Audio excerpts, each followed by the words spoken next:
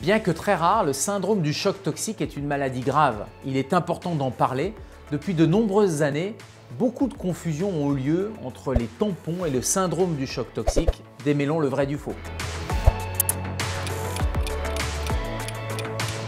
Faux. D'ailleurs, dans son dernier rapport, l'Agence nationale de sécurité sanitaire précise que ce ne sont pas les composants du tampon qui donnent le choc toxique. En revanche, une certaine souche de la bactérie Staphylocoque doré, présente chez 1% des femmes, sécrète une toxine qui est responsable du syndrome du choc toxique. En l'absence d'anticorps, c'est la mauvaise utilisation du tampon qui crée les conditions du syndrome du choc toxique. Mais ce n'est pas le tampon directement qui le cause.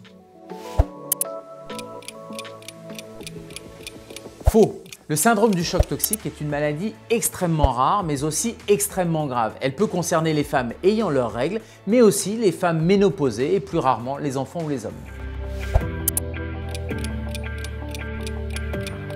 Vrai et faux. Si tous les symptômes n'apparaissent pas tous de manière exhaustive et au même moment, ce sont des symptômes relativement graves. Fièvre à plus de 39 degrés, diarrhée, vomissement, étourdissement, sensation de malaise et parfois même éruption cutanée, ce sont des symptômes infectieux généralisés. Ces symptômes, souvent au début, sont confondus avec d'autres maladies, un syndrome viral ou un syndrome grippal, d'où une prise en charge retardée.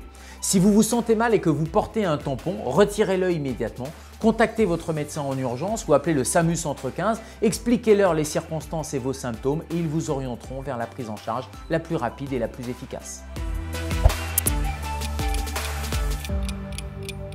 Faux, bio ou pas, c'est la stagnation du sang qui crée l'environnement favorable au développement de la bactérie, le staphylocoque doré, et la sécrétion de la toxine.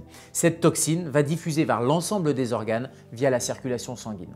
Ce n'est pas tant une question de tampon ou de coupe menstruelle, mais c'est plus une question d'hygiène et de reconnaître les symptômes précocement. Ce qui est clé pour limiter les risques de contamination, c'est de respecter des règles d'hygiène simples.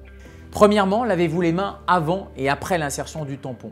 Deuxièmement, optez pour un tampon adapté à votre flux. Et troisièmement, changez-le toutes les 4 à 6 heures et ne le gardez jamais plus de 8 heures. Et si vous dormez par exemple plus de 8 heures, optez pour une serviette hygiénique ou une autre protection menstruelle.